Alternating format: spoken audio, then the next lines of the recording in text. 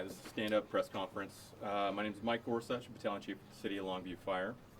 Good afternoon. I wrote this down, or we wrote this down through our PIO so that I got it correctly, got all the names right. We're here to provide an update regarding this morning's industrial incident at Nippon Dynawave Packaging, located on Industrial Way in Longview. At approximately 7:15, emergency responders were dispatched to the following rupture of a tank containing white liquor at the facility. Multiple agencies from across the region responded immediately and continue to operate on scene. The incident is stable, but it is in recovery phase. Recovery efforts remain underway at the facility. Hazardous materials personnel and fire crews continue working closely with the facility staff to secure the area and to support the ongoing operations. At this time, officials have identified no immediate threat to the surrounding community, and we're still asking the public to avoid the area while we're still in the recovery phase.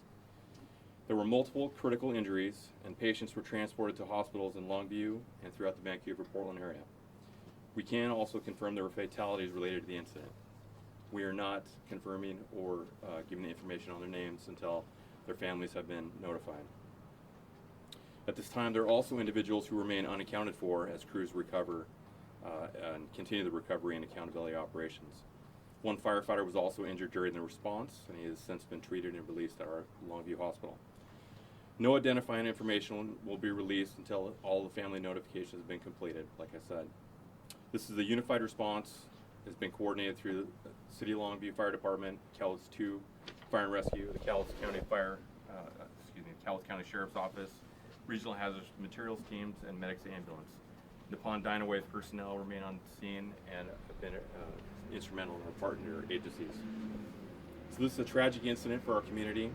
Our thoughts remain with the victims, their families, co-workers, and everyone who has been impacted by it.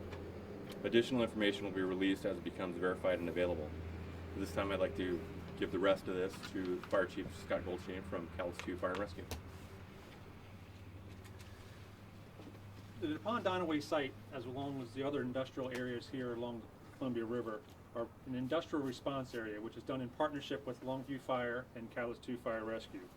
Our units responded jointly this morning and assisted with the fire suppression activities, hazardous materials, emergency medical response, and the scene coordination. As Battalion Chief Gorsuch identified, this is white liquor. It is a chemical mixture of sodium hydroxide, sodium sulfide, and disodium carbonate that is used in the paper making process. The incident of this scale requires strong coordination between the agencies in the county, as that's what remains ongoing. As we identified, the scene remains stable. Crews from our agencies have looked at the hazardous materials component as well as the structural concerns. That is why we are saying the incident is now stable. The family support process has been coordinated through the AWPPW union officials and Nippon Dynawave. We ask that everyone respect the privacy of the families during this difficult time. Incident operations remain on site, and we anticipate that to take for several hours and maybe through the overnight period. Our next planned communication update will be 7 p.m. this evening. I will take questions at this time. How many injuries and how many fatalities? Unknown number of fatalities at this moment. As we said, we have confirmed that there are fatalities, but the exact number is undetermined. Injuries. 10 personnel were transported from the site. As Chief Gorsuch identified, one of those was a firefighter, so that was 9 personnel on site plus 1 firefighter transported. Can you tell us the extent of those injuries? How badly? Wide range of injuries. But more life-threatening as well? From critical, severe to minor. Were all those injured and who died workers at the plant? No, as we identified, 1 firefighter injured. The other 9 were members of the facility. And those who died? As I said, we're not identifying any information pertaining to that. You've said recovery effort. Does that suggest that you're still looking for victims and fatalities at the scene? We have looked through the site and are looking at assisting the Nippon staff as well as state agencies in the next documentation process. I know you said people are still missing. Do you have a ballpark idea of how many may be missing? We have information on that, but we're not releasing that information in conjunction with the Cowlitz County Sheriff's Office, as they are operating this as the lead law enforcement agency. Can you explain more, like, what was the cause of the incident with the white liquor? Unknown at this time. Was there We're ever dealing any- with life safety concerns and incident stabilization at this point. That will come in the hours and days to come. What would you say to people who are concerned about the chemicals involved in this, who maybe live nearby, who are worried about this and living so close in the air? So the industrial sites here along the Columbia River are very well established and have great safety protocols. The concern is understood, but is one that we said from the very beginning was not a concern to the neighbors in the community around. Has your department responded to other fires or chemical incidents at the facility? So I'm going to take 2 more questions and then see if you have anything for Sheriff's Office, and then we'll go others. Yes, the Pond Dynaway, as well as the other chemical or the other industrial facilities here, are agencies that we train with extensively, train with routinely, and respond to medical emergencies, fire emergencies, and situations there. Do not have any specific numbers. How big is the tank and what was the volume of this spill? The initial information is it was roughly an 80,000 gallon tank that was roughly 60% full. Do you have Okay. information of Two more. how many people were working there this morning? I do not have that information. These are people in your community. You probably know some of these folks who work there. What is this like for your folks to have to respond to something in a relatively smaller community? So as you outline, the people who are responders here have friends and relatives that work on site. It is something that is impactful, and we have support networks to support the workers as well as the emergency responders as we continue to help each other through this critical day. Jordan, you have anything? Anything for Sheriff's Office? So people are Okay. at Legacy and Manual and Peace Health. Are there other hospitals they're at? Throughout the For Portland me to metro outline region. where they're at, it would be inaccurate.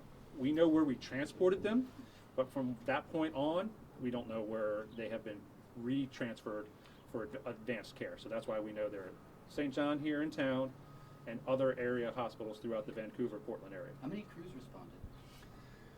The number of crews was significant. The resources were Cowlitz 2 Fire Rescue, as well as Longview Fire Department and Medics Ambulance Service.